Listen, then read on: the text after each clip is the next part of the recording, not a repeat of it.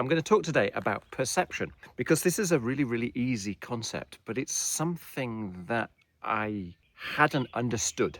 And I think a lot of people don't really get to grips with. And this is possibly the most important thing that I have learned from Stoicism. Stuff goes on. Stuff is outside of our control. We observe that, yeah? The thought, the observation is completely neutral. But our perception of it is what gives weight to it. So events are going to unfold in the way they are. Tragically, none of us are omnipotent. We can't control the world. But our perception of that is entirely 100% within our control. The number of people that say, well, XYZ made me feel like that, yeah, as if the extraneous event, the external event, caused them to make a feeling inside of themselves, yeah? Such and such said something and it made me feel bad, for example. They're going to do what they're going to do, and that is outside of your control. But inside of your control is the way that you relate to that thought. The point is, most of the time we forget that a thought isn't us. A thought is just a thought, but we attach all of this tremendous significance to it as if it is our identity. We give in to the mind. We think that the mind is us. Whereas in actual fact, it's more like looking at the screen on a TV rather than the film on the TV and mixing the two up. You could feel as though your life is literally on fire, right? That there is stuff going on which is completely outside of your control. It feels as if you are just being hurled to the corners of the pinball machine of life and you are ricocheting off of this. And it seems as if the whole world is doing stuff and you don't know where you fit inside of that. You don't feel as if you're in control of all of that and you don't like it. Yeah, it's a scary feeling. It feels weird to be out of control. It feels risky.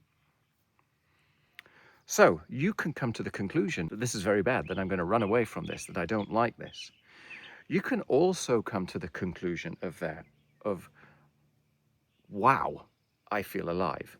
Yeah. Wow, I feel more alive than I can recall ever having felt before in my life. Yeah. The point is, most things, there are multiple ways that you can look at it. It's just that we tend to look at it from our habitual perspective. We tend to come to conclusions on things most of the time based around what we already expect them to be. And then we look and we see what happens and we go, see, I was right. Yeah. Or something comes along which is totally unexpected, but it still fits within the veil, within the kind of tunnel vision of what it is that you're already expecting. That's where this idea of your perception comes from. What is genuinely inside of my control and I can take action upon? What is outside of my control and I can observe and I can judge? And what is deeply meaningful to me? What are the things which are important to me? And what are the things that are not? Where are my value judgments in this? Where are my core beliefs, my non-negotiables? How does that fit within this relation between my head and my heart and my gut?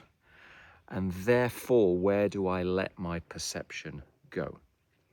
There's something tremendously powerful, actually, something very, very secure in this idea that no matter what goes on around you, you always have control over your perception.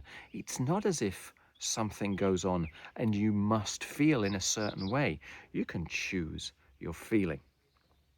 Once you train yourself to appreciate that you have flexibility where before you felt as if you had none, it gives you a tremendous ability to trust yourself and to kind of think that somehow or other you'll handle it, you'll deal with it, yeah, that the world is an unpredictable place, but that you can maintain an anchor inside of yourself. You can start to choose your response. Yeah, I talk a lot in these videos about responsibility, about choosing your response and responding accordingly rather than reacting on autopilot.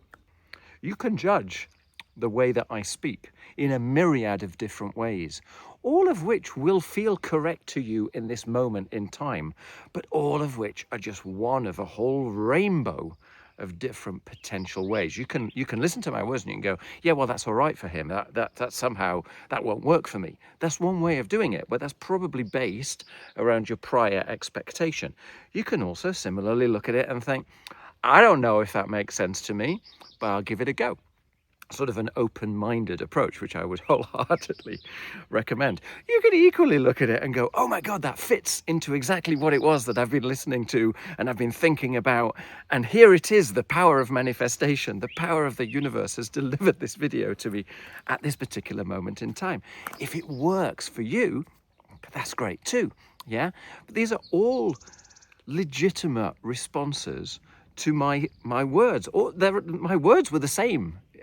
So do you get what I'm trying to say? Yeah, you can perceive in a way which is within your control, no matter what the idiot on the other side of the screen or the idiot that cuts you up in traffic, that's all going to occur, but you have fantastic control inside of you of your response, and that's a wonderful thing.